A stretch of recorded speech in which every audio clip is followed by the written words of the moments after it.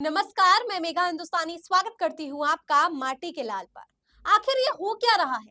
महाराष्ट्र चुनावों के तारीखों का ऐलान तो कब के हो गया, लेकिन प्रधानमंत्री नरेंद्र मोदी महाराष्ट्र छोड़ गुजरात का दौरा क्यों कर रहे हैं?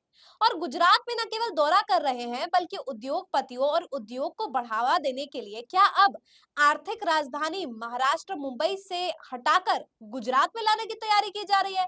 और क्या खबर तो ये तक निकल कर आ रही है कि गुजरात में उद्योगपतियों को इतनी महत्वता दी जा रही है कि महाराष्ट्र के टेंडर्स, महाराष्ट्र के जो कोई भी प्रोजेक्ट्स है, वो भी गुजरात के उद्योगपतियों को दिया जा रहा है, या गुजरात में रोजगार स्थापित करने के लिए या विदेशी कंपनियों को जो टेंडर मिलना था, वो भी गुजरात में इम्प्लांट करने की तैयारी है। तो आखिर ऐसा क्या हुआ जिसकी वजह से महाराष्ट्र के प्रोजेक्ट्स जो ऑलरेडी वर्किंग थे या जिसका टेंडर ऑलरेडी पास हो चुका था, वो महाराष्ट्र से डाइवर्ट और शिफ्ट करके गुजरात की तरफ ले जाया गया?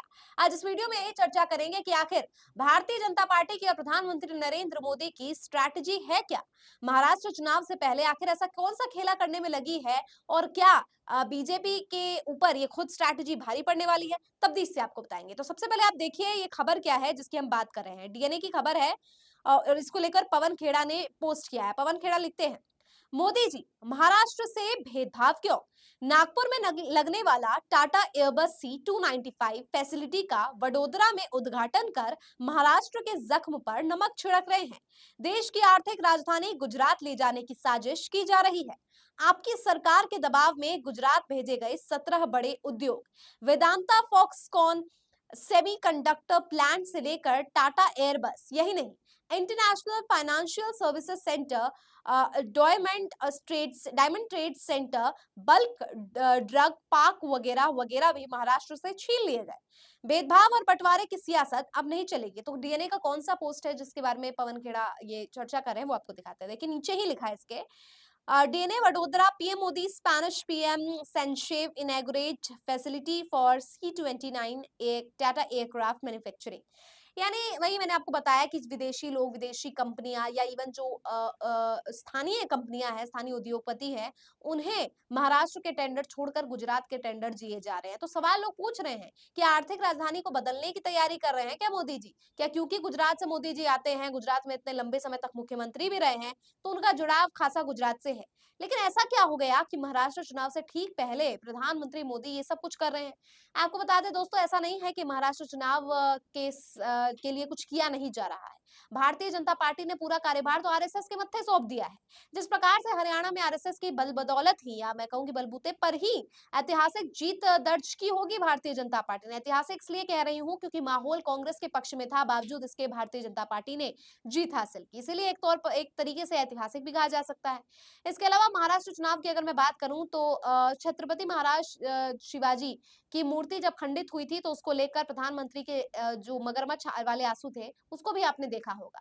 शायद वो लास्ट टाइम और आखिरी समय ही था जब प्रधानमंत्री मोदी को महाराष्ट्र में देखा गया।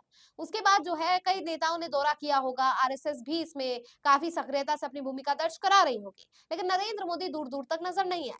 तो ऐसे में सवाल उठना बिल्कुल लाजमी है कि क्या प्रधानमंत्री नरेंद्र मोदी अब महाराष्ट्र को छोड़कर अपनी सियासत चमकाने को छोड़कर केवल और केवल अपनी छवि और अपनी इमेज के लिए काम कर रहे हैं?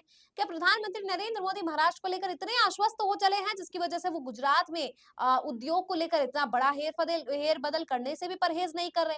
दोस्तों, मैं इसलिए ऐसा कह रही हूँ क्योंकि जब किसी को टेंडर मिलता है, जिस कंपनी को मिलता है, उद्योगपति हो या उद्योग कंपनी हो, कुछ भी हो, तो केवल उसको ही नहीं मिलता है, बल्कि इससे पूरी की पूरी लोकेलिटी, आसपास के जितने भी गांव है, शहर है, उसको भी प्रभावित करता है। कैसे प्रभावित करता है? ज़ाहिर तौर पर कोई स्टील प्लांट लग रहा है तो उसमें मजदूरों की ज़रूरत होगी, उसमें कार्यों की ज़रूरत होगी, मैन्युफैक्चरर्स की ज़रूरत होगी। अ, और कोई भी कार्य होता है तो उसमें आपको बहुत सारे ऐसे जॉब प्रोफाइल्स होते हैं, जॉब रोल्स होते हैं जो करने पड़ते हैं या करने की स्कोप होता है किसी भी बिज़नेस में, किसी भी काम में। तो ऐसे में अगर कोई भी काम हो रहा है, माइनिंग हो रही है, मैन्युफैक्चरिंग हो रही है, स्टील प्लांट को इम्प्लांट किया जा रहा है, तो बहुत सारे रिसोर्सेज, संसाधन के साथ-साथ मैन पावर, मशीन, सब कुछ चाहिए होती है। मशीन को चलाने के लिए भी आदमी चाहिए, और अगर कोई मैनुअल काम है तो उसके लिए लोग जो चाहिए ही। तो ऐसे में सवाल ये उठता है कि अगर गुजरात में इतने बड़े टेंडर्स दिए जा रहे हैं, डाइवर्ट किए जा रहे हैं, ये भी नहीं कहा जा रहा कि गुजरात को टेंडर दिलवाए जा रहे हैं, क्योंकि अगर सही ढंग से टेंडर दिलवाए जा रहे होते तो किसी को कोई सवाल ही नहीं उठता। लेकिन कहा ये जा रहा है कि महाराष्ट्र के जो टेंडर्स है उसे डाइवर्ट करके गुजरात की तरफ दिया जा रहा है। तो ऐसे में सवाल सवाल बिल्कुल उठना जो है स्वाभाविक है कि आखिर क्यों ऐसा प्रधानमंत्री मोदी के द्वारा किया जा रहा है? क्या मोदी जी को पता नहीं कि चुनाव है? सब कुछ जानने के बावजूद भी अगर ऐसा कदम उठाया जा रहा है, तो महाराष्ट्र को लेकर इतना आश्वासन आखिर किस आधार पर है? क्योंकि महाराष्ट्र में भी भारतीय जनता पार्टी की जो पकड़ है, वो बिल्कुल भी सही नहीं है, बिल्कुल भी ठीक नज़र नहीं आ रही। महायुति गठबंधन की अगर मैं बात करूँ, दूसरी तरफ महाविकास आघाड़ी की बात करूँ, तो दोनों में ज़मीन आसमान का फ़र्क है। फ़र्क आइडियोलॉजी और विचारधारा की नहीं है, बल्कि जो एकता है, जो गठबंधन के बीच का सामंजस्य है, वो भारतीय जनता पार्टी के गठबंधन में तो बिल्कुल भी नजर नहीं आ रहा। और ऐसे में अजीत पवार के खेमे से लेकर दूसरी तरफ जो शिवसेना है, उसके बीच का ये फाड़ नजर आ रहा है। ये नजर आ रहा है कि एक नेता दूसरे नेता पर सवाल उठाते, लांछन लगाते हुए बिल्कुल कतराते नहीं है। तो ऐसे में ये गठबंधन आखिरकार कितना साकार होगा, ये तो आने वाला वक्त ही बताएगा। लेकिन एक बात तो तय है कि प्रधानमंत्री की ये स्ट्रैटेजी अब भारतीय जनता पार्टी पर भारी पड़ सकती है और इस मुद्दे को लेकर कांग्रेस को लोगों के सामने आना चाहिए, बताना चाहिए और एक्सपोज करना चाहिए।